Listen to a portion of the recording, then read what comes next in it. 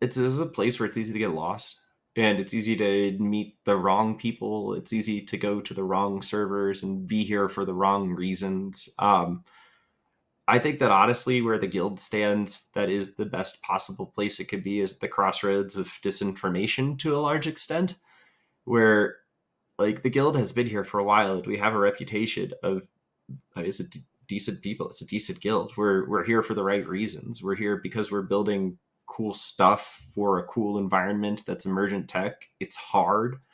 The people here are understanding. I think that the people here are caring, and that's, I think, really important. Like, it doesn't necessarily have to be an always supportive environment, but what it does need to be is like a group of people who's not going to intentionally lead you astray.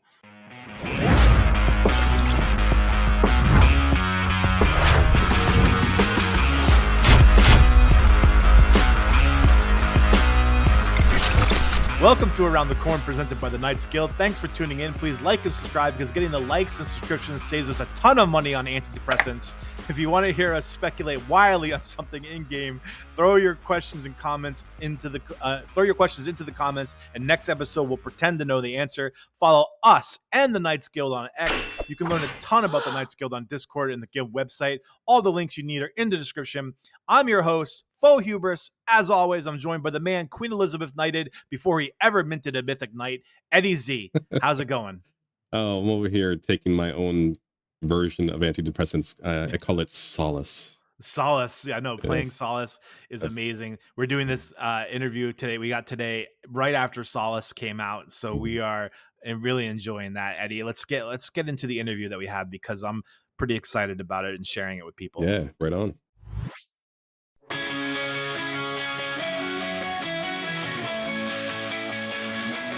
Yes, we roll deep in the Web3 domain.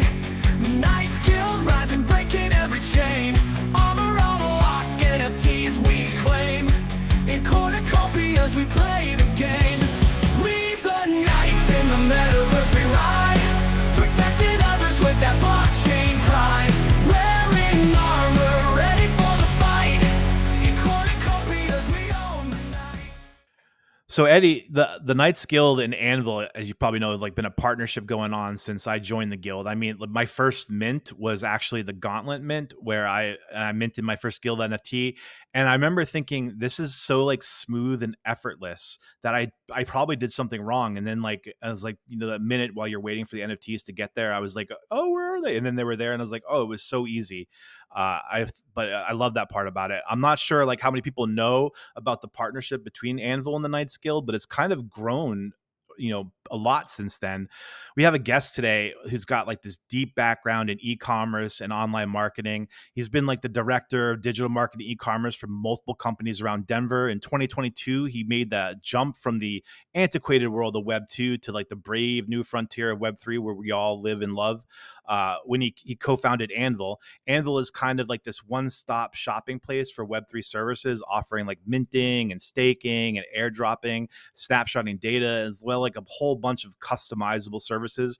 Most people know him from Discords. He's in the Cornucopias Discords and the Guild Discords as PB.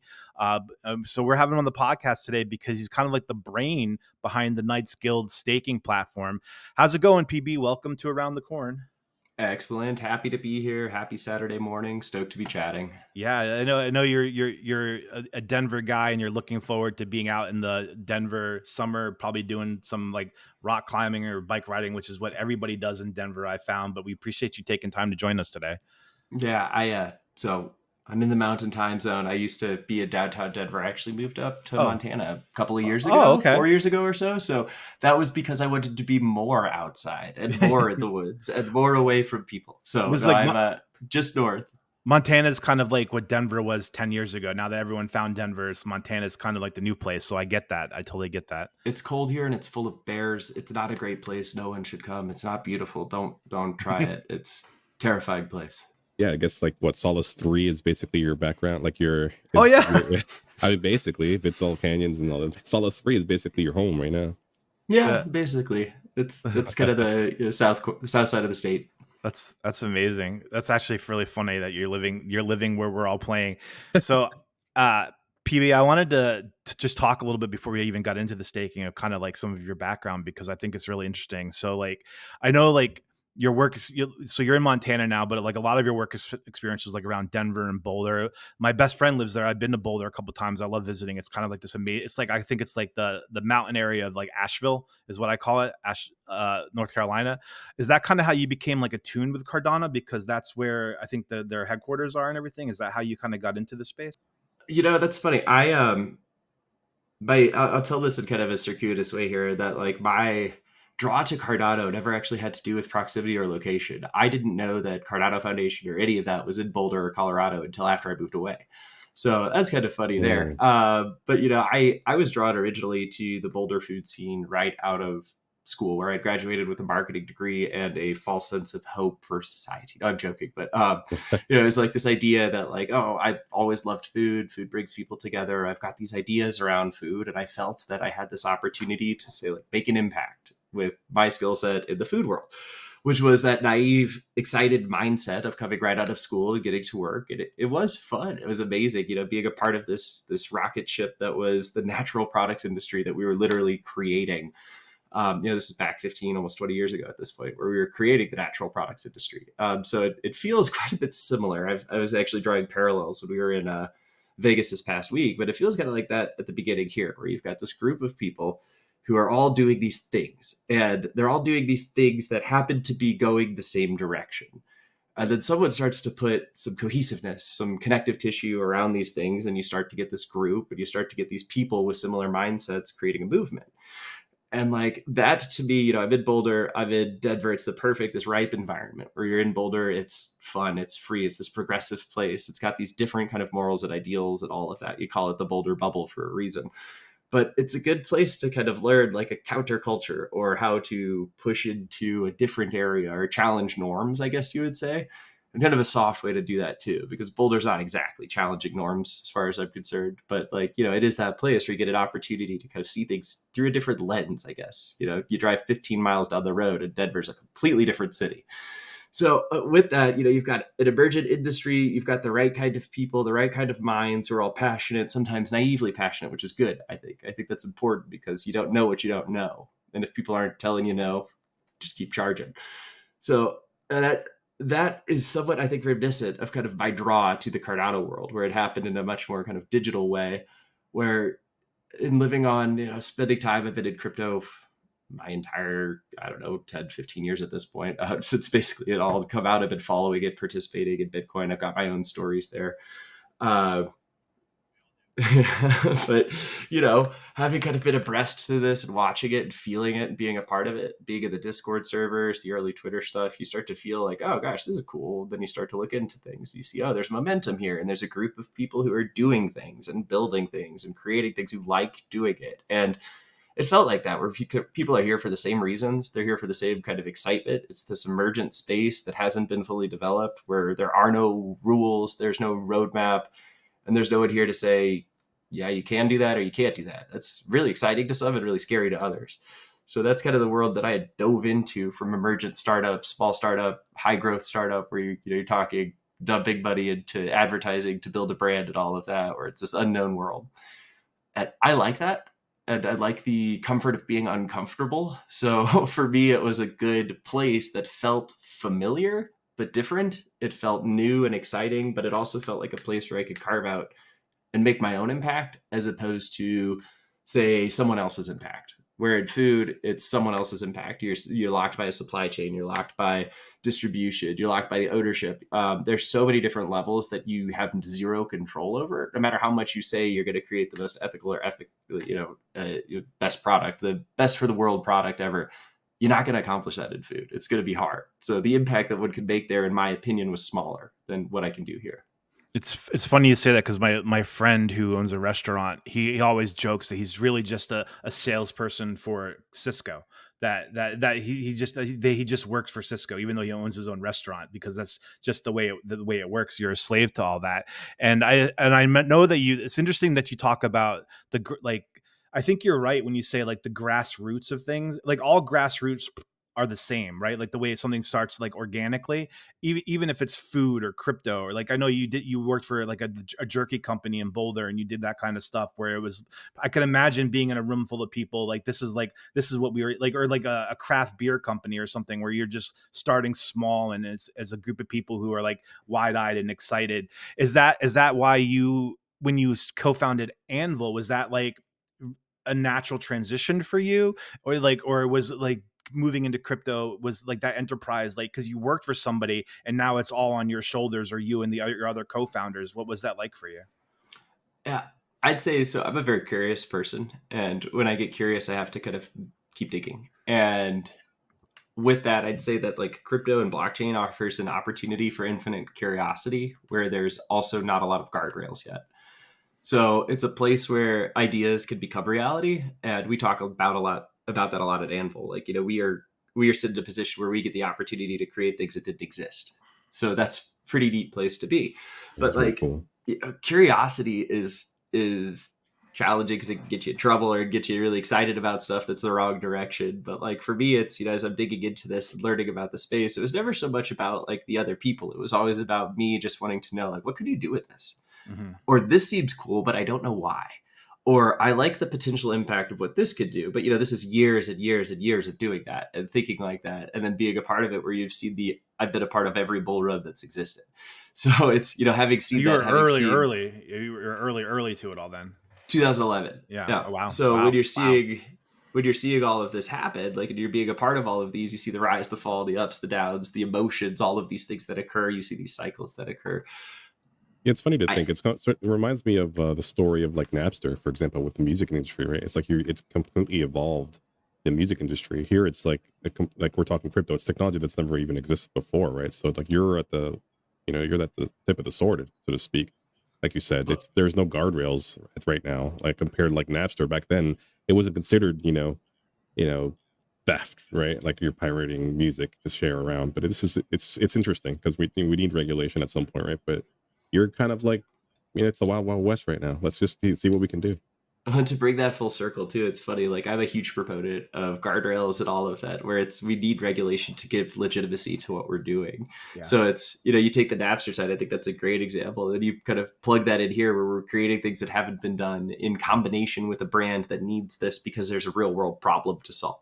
Mm-hmm. And it's a fun approach to things too, because we've got a tool set that's meant to be flexible to solve brand problems, real problems, not necessarily like, oh, this is a very specific problem that we solve. That's not a good way to lift up a whole industry. A good way to lift up an industry is build a toolkit and tools that people want to use as developers that then allow projects in the ecosystem to exist. I was curious to know, or we were curious to know, how did you find the Knights Guild? Was it something that, were you like already a part of the Knights Guild? Did you find it through Cornucopias? We were kind of interested in how you kind of finally made partnership with the Knights Guild. Yeah, this goes back basically to the beginning of Anvil. We had a early member of the Anvil team who had made an introduction. He was kind of part of the early Knights Guild, and we're talking back, when things are first getting going and things were ideas.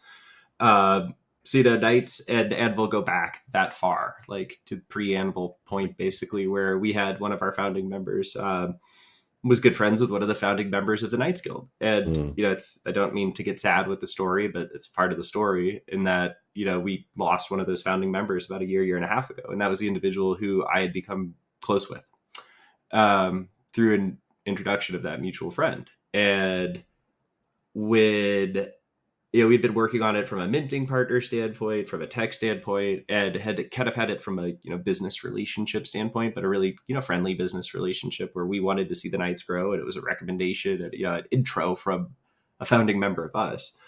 I ended up pretty close with Moody, and when Moody left, there was a hole there that needed to be filled, and I came in and kind of stepped into that hole and filled it. And that's where I've been sitting for basically the past year and a half, is, kind of quietly on the backside, but, keeping things connected and making sure that we're progressing forward from a tech standpoint. So it's, of unfortunate circumstances, but, it's something that I take on somewhat personally too, or it's not only am I doing this for Knights and for Cardano, I'm doing it for Moody. Yeah. I think there's a sense of that too, like in the community. It's like when I was here when he passed, and That's like a lot. It was like a kind of a black period there, a dark period where it was like, what do we do? What do we do? But I think a lot of people really feel strongly that this has to be carried on for him, that knew him, that this was his vision, and that I think that's how a lot of people came together to kind of keep it going. So like I want to, because like it was his idea, Knights in general, and this idea of the complete Knight set. So I want to just real quick, for anyone who doesn't know, like the guild NFTs are like these series of 10 NFTs where like the proceeds go to creating like various asset pools. Some of them are going to be earned, but a lot of them will be purchased. And we're going to go more in depth in that in like an upcoming podcast about all of those. But basically with these NFTs, you'll be able to earn passive rewards on these assets that'll be managed by the guild, and you'll be able to combine your NFTs, like I said, to make the complete Knight. So and they'll have different rarities from like, mythic to common. So that's what like kind of gets us into like the staking part of it, because you need to know that to even talk about the staking, what these NFTs are. So I think most people do, but just in case you didn't, I wanted to run through it. Like, so the guild, like, so if I like, tell me if I have this phrased and thinking about it right way, but these NFTs are kind of like almost like the passcode, like the entry, key card to be able to have access to these rewards that are going to be earned through these asset pools. Is that kind of how you think about the guild NFTs, PB? Yeah, I'm trying to think of how to break this down and conceptualize it in a little bit different way. Because I was thinking about this the other day. Like, we always create these new terms and whatnot for things. And it's like, what are we doing here? We've got these pieces of armor, right? We've got these things, the gauntlets or the breastplates or the shields that effectively like make up your character. Each one of those is kind of like being a part of a specific faction within the guild. Mm-hmm. So each of those specific factions have a different role within the ecosystem. So, if you're playing any of your favorite games, you're participating in a skill tree or something like that. Within that skill tree, there's only certain things that you can do and earn. You couldn't be a warrior within a mage class or something like that. So, within your given skill tree, that's kind of what the various different NFTs are defining for the Knights. So if you've got a gauntlet, you're a part of that, where those members have a specific earning capacity and role within the ecosystem. So all of these are then connected, obviously, in the Knights Guild. You've got this suit of armor that's all connected to a cohesive piece, but each piece representing basically a different form or function of the organization. Mm-hmm. And the staking platform that we created, the purpose of that is to be able to transparently, fairly, and correctly reward the members of each given faction for their participation. So, I sometimes veer away from the words like passive rewards and whatnot, because the goal is like, we've got people doing something for this. They're earning it. This is income. And this is something that they're out there working for, and they're doing it in a collective way. The guild offers a way in which 1 + 1 is 3. That's the point. And we've got these pieces of armor that are, again, the same thing. 1 + 1 is 3. You put these together, you've got more benefit to the ecosystem, more benefit to yourself, more benefit to your rank, etc., more earning capacity. But the idea is, each of these that representing this kind of faction, as I'm saying, is independently rewardable, and it has to be. It's separated. It's a totally different group with different work. So we had some really interesting problems to solve, because we had a staking platform that was much more meant to solve a singular problem, where I don't know, I'll get into this technical side for just 1 second, but like, if you have copy that you're distributing to 2 different policy IDs, it's impossible to have that distribute with 2 different rule sets in the same stake. Okay. Reason being, if I deposit copy, it's going to follow a rule set. It can't go then say, oh, well, if it's this holding under this policy ID, it's going to honor this specific, because it's just not the way it works. The way in which we handled that was kind of create 5 separate staking engines in one UI. So you're able then to have independent, the policy ID, the faction is driving everything within the ecosystem, but then it's all managed through a singular UI. So the implications of that are, you could have partners specific to a faction, or you could have rewards specific to an activity within a faction. So then you have a lot of dynamic capability to manage the guild in a way that makes sense based on what we need at that time and where you want to participate. It's very interesting. Wow. I mean, hats off to you guys with the tech, because I have used it with other projects. A few out there use Anvil. So, I mean, you're definitely an OG in the space, man. So I appreciate your work, man. To be honest. Thank you. The staking platform is what we're really proud of. That's been a tool that I think it was our second kind of platform we developed, but that one is something that it's neat, and it's only possible on Cardano because of EUTXOs, but it is a hell of a system, and it is something really neat. Like I can see the implications of it being, a time clock effectively. It's a good way to think about it. Punch your clock. You punch in your NFT, you got the holding, you get rewarded for being punched in. So obviously the guilds are automated and are needs automated and transparent ways to distribute rewards fairly. What makes Anvil the right people to do the job? We're a service provider, and that's all we do. We sit in the middle. We're effectively you could look at it like transactional software, Mm-hmm. where our goal, we have front end teams, we have UI UX, we have back end databasing and whatnot, but the goal is really just make it work, because if it works, we can figure it out from there. So if I use analogies all the time, but we're plumbing in your house. We're not necessarily the Flash. I don't want to be at that place. We have products that are Flash. We've got way up. I'm wearing the shirt, but for me, it's a much more powerful place to be powering the ecosystem and powering the transactions. Not because I want a part of all the transactions. It's because I know they're going to work if we're powering it. So has this ever been done with any other game? Like this is kind of new, right? Like, all this like tying it into a game. Like I don't think it exists, right? Basically, right now. I don't think about that very much. I don't know that I have, and I don't know if that's a good thing or a bad thing. But I don't take. This is kind of a personal perspective on tackling projects, but I don't necessarily want the influence from others to tell me that you can or can't do it this way. That makes a lot of sense. Yeah. So it's like, especially when you're working in emergent tech, sometimes it's better if I put blinders on, if that makes sense. But I don't know that that's the best answer there, because I don't know. There's so much of an ecosystem out there. There's so much that I don't know that it would be foolish for me to say, oh, we're the only ones or the first ones. I never like using superlatives, but I will say that we've built a great staking platform that I know solves this problem. And Anvil is the only one that I know of that has a product that can solve this problem in this way right now. But I'm not privy to so many ecosystems. I'm trying to think of for let's say the game's already out, right? And then the Knights, somebody who's not a Knight, not on the Knights, is interested in joining. They get a few NFTs or NFTs for the Knights Guild, and what do they do next? I mean, what should they do? Like, they have the NFTs. What should I do with them? I would say that to answer that a little differently, it would be participate.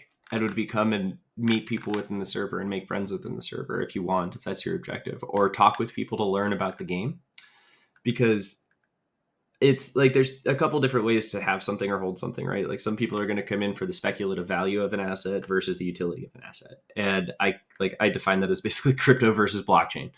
But I think that if I'm going to pick up a few various different assets and come be a part of the Knights, it's about building a structure and leadership for gaming going forward. And if that's an appealing part to participate in, I think that that's the next step is, come and learn the ranks and learn the system and learn how to move up and why you would move up, and then if you want to or not, and then the levels of participation, who participates at each one and why.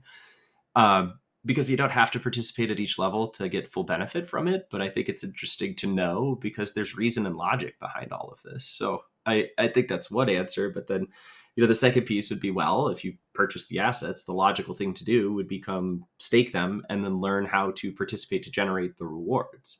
As if let's say you're a gauntlet holder and you're participating in gauntlet activities, those are earning for the guild as a whole. They're going to the guild wallet. Then those funds are automatically distributed to all of the gauntlet holders. So, if you're staked, that would be one thing to do, would be sure you're staked and then come harvest your rewards. But to me, those pieces, the reward function, it's a great to have. And it's obviously going to get people in and keep people here. But the meat of it and the excitement to me is what happens once you have them. Is it possible to start to make rewards automated versus having to actually go back and claim the rewards? I'm curious, is that a thing? Yeah, sure, that's possible, but you're in violation of several securities laws at that point. You really need to. People are out. It's not like we're faking it. We're creating a barrier for income where people are doing work and you're receiving a reward compensation for that work.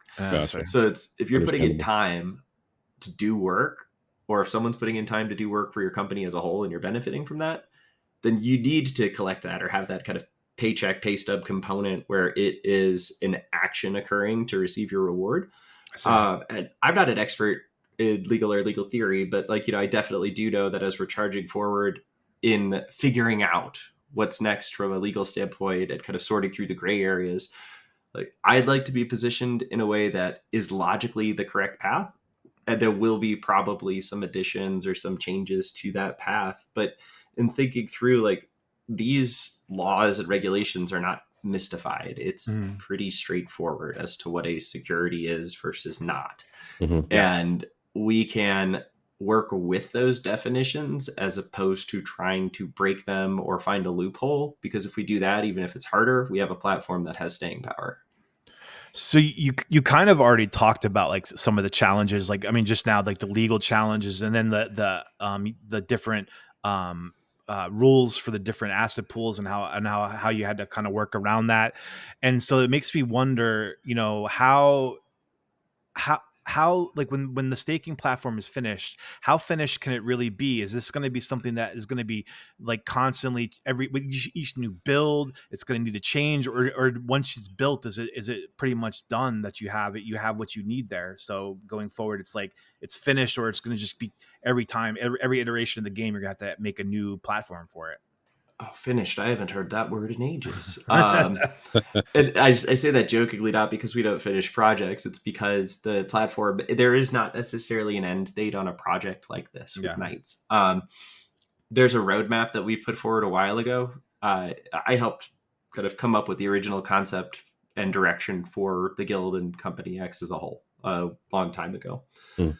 So there, you know, God, I lost my point on that question. It was I was just asking about, you know, like are you gonna have to keep the upgrade.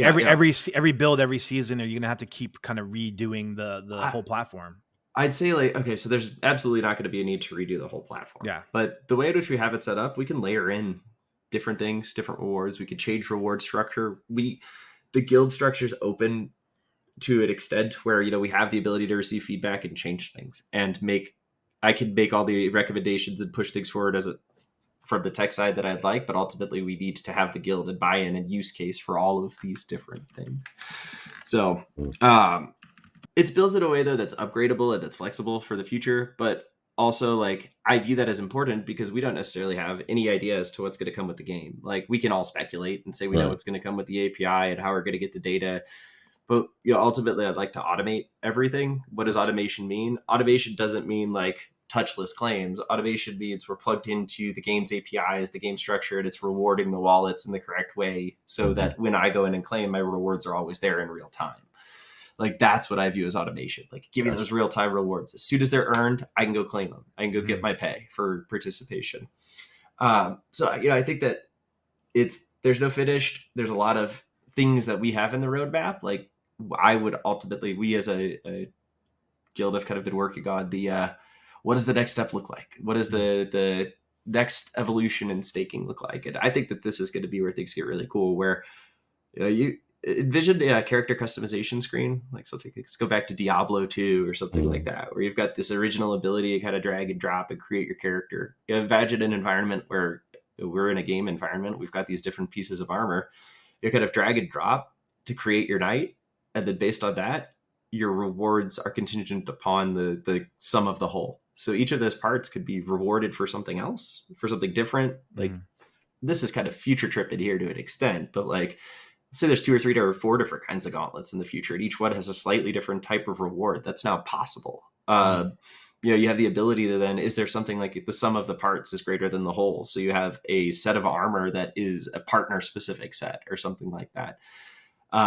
But I think that, like, having the ability to customize and to focus on like areas that you want to work, learn, earn, etc., is really important. So for us, it's not going to be this come pay, stake, done. I want to create something that's interactive, that has the ability to draw people in and give customization so that you could then go focus on the area you want to, as opposed to the area that we tell you to. Mm-hmm. So I'm curious, like, going back to the Knights more in depth, like, if I'm a person like in the Knights Guild, and let's say I'm not a whale, like, you know, and you're trying to, and you're a gamer, you come in, you invest like 10 hours a day playing the game. How do you contribute? How is that also, you know, how are you rewarding those like, I guess, the the peons of the, are you Yeah, just, like not the are, whales, right? yeah, Yeah. exactly. Like, are you just helping out the round table, which as we call it, or are you, how does one contribute, and how does that look in terms of rewarding everybody who's, especially someone who's just recently joined the guild and actually has been putting in 10 hours into the game daily? How does that look? How does that look for you Yeah. guys? So I mean, I'll speak conceptually here a little bit because we don't necessarily know what we don't know yet. Okay. But the idea is that, like, everyone as a part of this, the sum is greater than this, the whole is greater than the sum of the parts. So if we view this as basically like if we make it akin to an asset management company or a real estate management company, something like that, we've got all of these assets and these components that we're managing, and then we have people out harvesting and whatnot. So the idea is that you're disproportionately rewarded for the activity. It's because we have coordination on things, because we have resources, we have the ability to mine more efficiently or to gather more efficiently, or so our resources as a whole increase, therefore my share disproportionately increases in my favor. So as we're going through this and kind of learning, we'll have to see how we're rewarded, what we're rewarded for. I know there's going to be a lot of rewardable activities. I think it'll be within kind of each of the various different holdings factions, as I was saying earlier, to start to define those. And it's not only do we want to offer a place that kind of brings people in and educates and lifts people up as to how to interact with the game or crypto on the whole, but kind of as you're moving up, then you get influence as to how we make those decisions and where we go to make those resources or gather, etc. So it's like the purpose is that you create a community that brings people in and brings people up, as opposed to just peons and workers and whatnot. Like you're rewarding, you're creating incentive, you're creating accountability, you're creating community, all of these various different things. I mean, frankly, I don't think that is necessarily everybody's path, but for those where it does work, it's really powerful. You get people together who are all common, of similar mindset, of similar goals. It's an open world game. You create the tasks, you create the objectives. When I play open world games, I'm kind of that solo one. Yeah. And I'll go off and spend 200 hours figuring out how to automate a mine across a galaxy or something like that. That's my world that I live in, Yeah. which is completely counter to all of that here.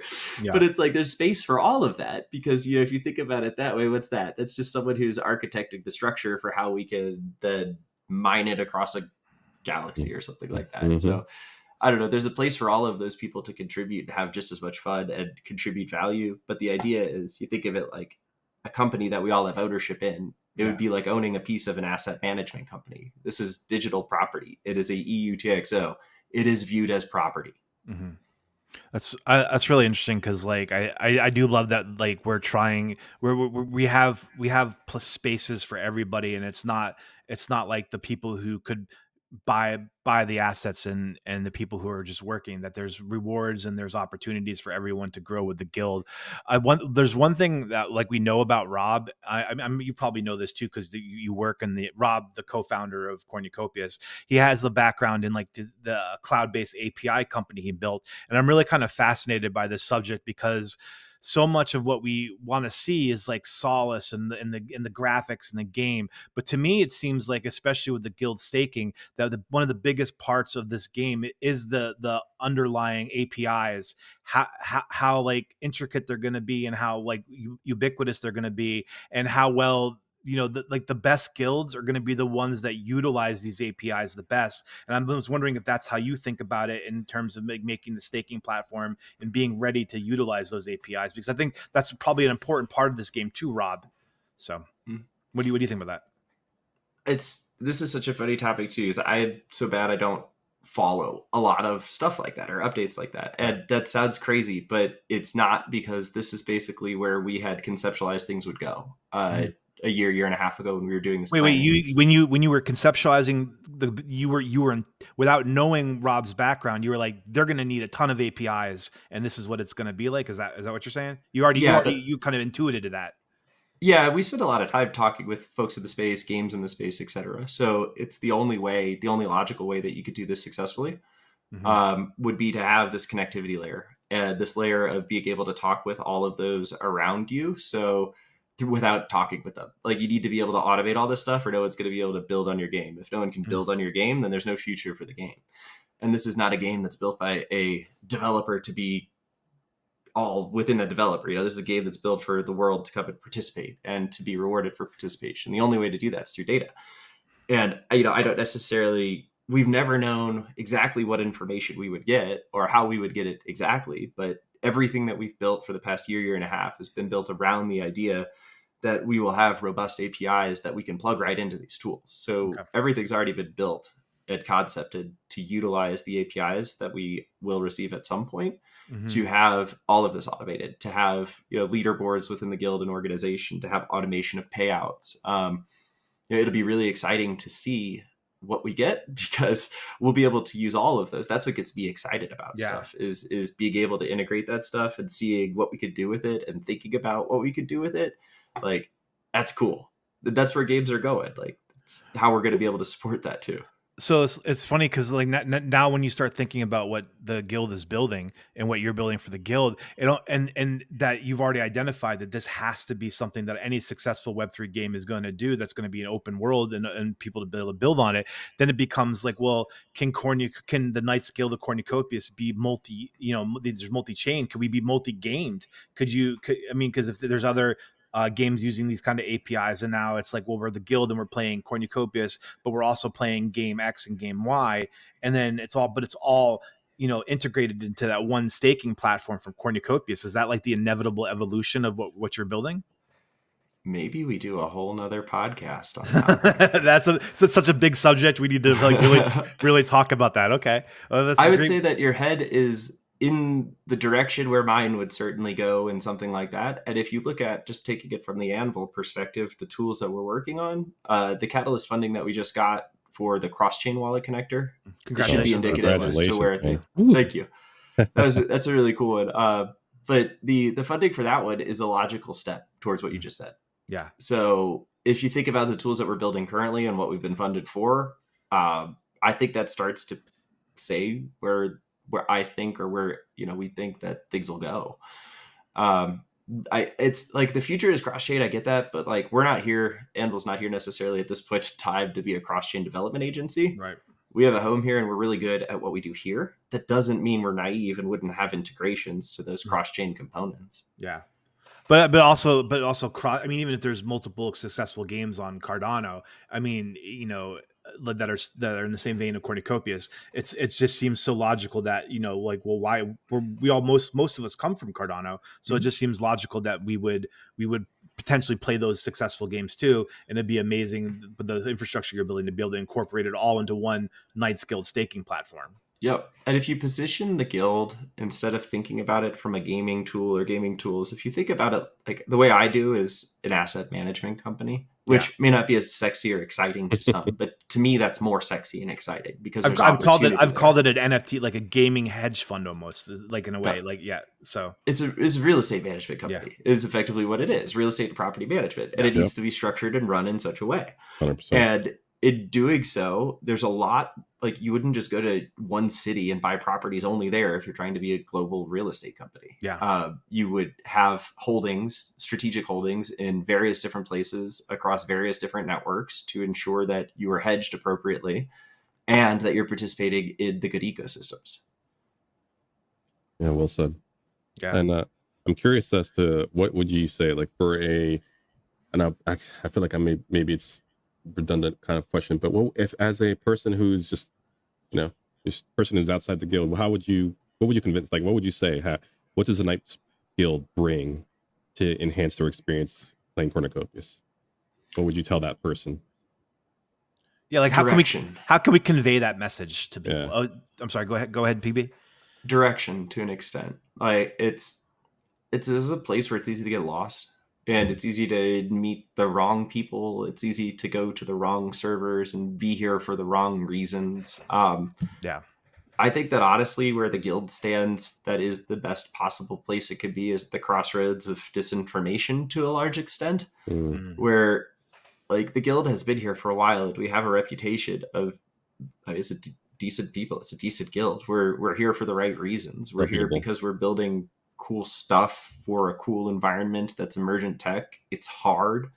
The people here are understanding. I think that the people here are caring, and that's, I think, really important. Like, it doesn't necessarily have to be an always supportive environment, but what it does need to be is like a group of people who's not going to intentionally lead you astray. No. And Mhm. I can say matter of factly, like, regardless of where the guild is from a state of tech or from a state of game or anything like that, like the underlying take one step back, it's you've got a group of people with common interests who aren't going to fuck you over. Yeah. Mhm. And I think that is like the most compelling reason to be here, because not only it's like it'll self-regulate too. The right people Mhm. are in the right places to make sure that we don't get those people. Yeah. And it's I don't because, like to.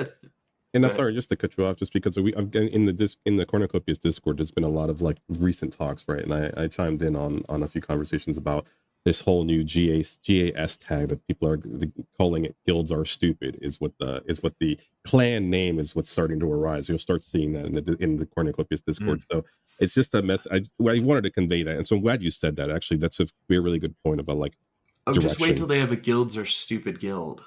It's like we'll reach the bizarro world of where It's days away. I guarantee you. I didn't even know. I don't spend much time kind of trolling through server. I'd love Yeah, to. I just get it's anxiety sometimes, or I have a it's lot to recently do. started. So Yeah, Yeah. it's very recently started mark that. my words. Gas will be a guild in the next 2 weeks. Oh, Yeah. that's great. I hope so, because I love some irony. So Mm. PB, thanks for coming, man, because like you've really like given us like a lot to think about, like, and you're really helping us, like, because we want to be a podcast for the guild about, like, we want to be about before for the game and the community, but we really want to be able to share our this what we got going on there, because it's so hard. It's a lot of it's behind the scenes, and like you said, the people in the guild are great. Like they're very, I would say the word I would use is they're all very empathetic. They're like in a way that's not like a hindering like getting stuff done, but they're all really understanding. And it's hard like for people to see that, because they're not in those conversations where these personalities are really coming out. So like Mhm. just you being here is going to help us to be able to communicate to people better, like why we like the Knights Guild. I mean, we never want to throw shade on other guilds, but why we think it's such a great place to be for people who want to play this game and be part of a community. So you were really helpful for that. We really appreciate you being able to do that for us. I'm stoked to be able to help with it. Yeah, Yeah. and I'm really, I mean, talking to you, honestly, I'm really glad that you're part of the team, man. Like, I'm more stoked and Yeah. more puts more confidence in me, towards the Knights Guild, and hopefully for anybody who's watching as well. Like, we got true partnership here, we got direction, we've talked about tech. This is the real deal here, and I think people should be, should consider joining the guild, the Knights Guild, if not, I mean, maybe not to get rewarded, but at least just because you get what PB said is direction. I mean, I think that's a key thing right there, and especially Yeah. since right now it's the wild wild west right now, right? We're in. You could be definitely be misled at any point in time in this game. You never know. Yeah. No, whether you own an asset or not, it's still a safe place to be. Yeah. Yeah. Thanks a lot, PB. We appreciate it, man. Yeah, this was super fun. Thanks, guys.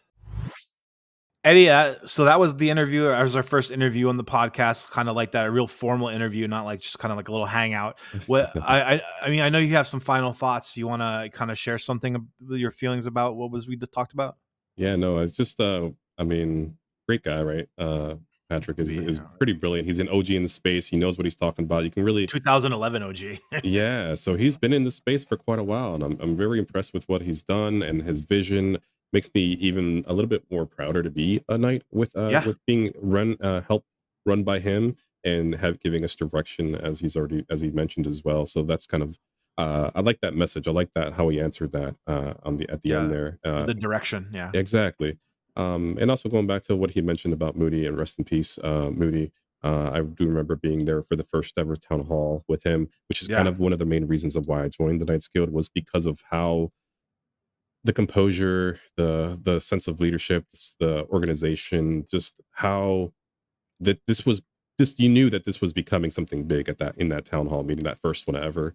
And that's Yeah. kind of why I joined the guild. And so I wanted to say hats off to Moody and to Patrick and to all the people in the Yeah, Rise everyone Guild. who picked up the mantle after Moody's passing, for sure. Yeah, I mean, because yeah. it it was no small task, and I know it took a lot of hard work from a lot of really good people. I'm with you. I don't know which town hall that I first met Moody in, but like it was what came out to me was the joy that he had about it, like the Yeah. real love for this project and this game, and the community that was growing, and that joy was. I'm not a particularly joyful person, but like I find joyful people infectious, so it's like I can take some of that joy for myself, and I was like I really wanted to be here and be a part of it. So Yeah, likewise, I definitely wanted to be a part of it as well. So I think yeah. everybody else should too. Yeah. Yeah, definitely. As always, Eddie, I would thank the Knights Guild for letting us be a part of their amazing community. I think today we've really kind of, even you and I who are in the community, learned more about why it's such an amazing place. So Mhm. definitely, make sure you follow us and them on X. There's always like stuff going on there. Use the links in the description to join the guild Discord and find their website. So, all right, everybody, thanks for watching. Keep it coming back. To checkly tune in next week and in the weeks to come. You're going to be glad you did. 100%.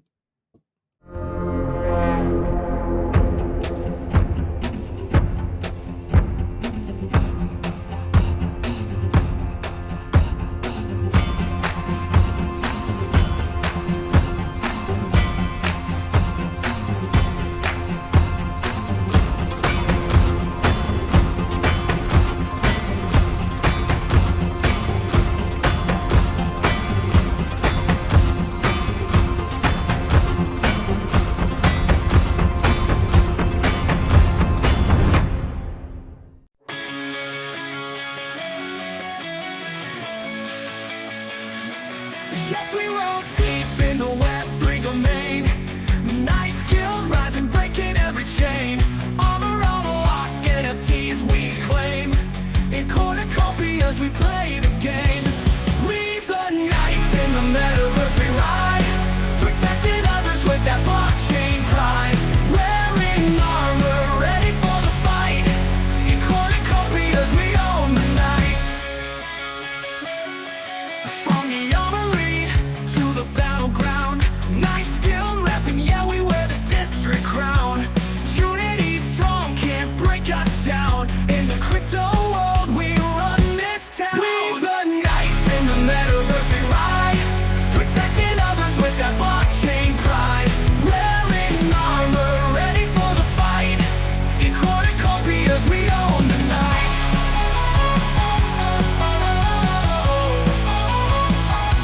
We own the night.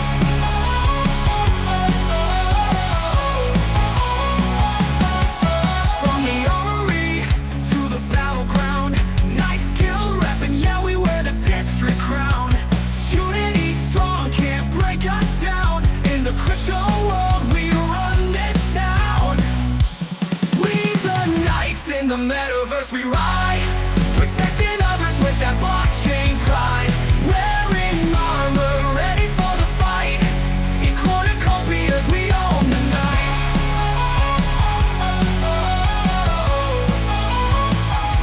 We own the night.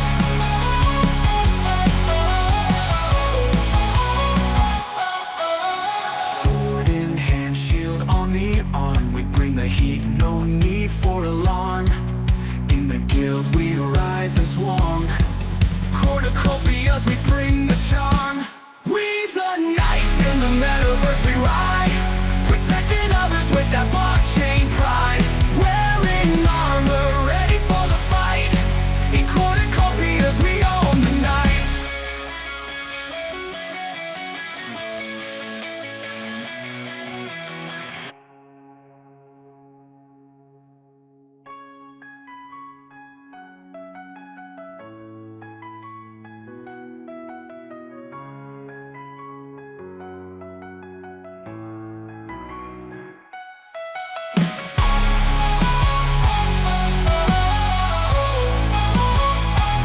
We own the night.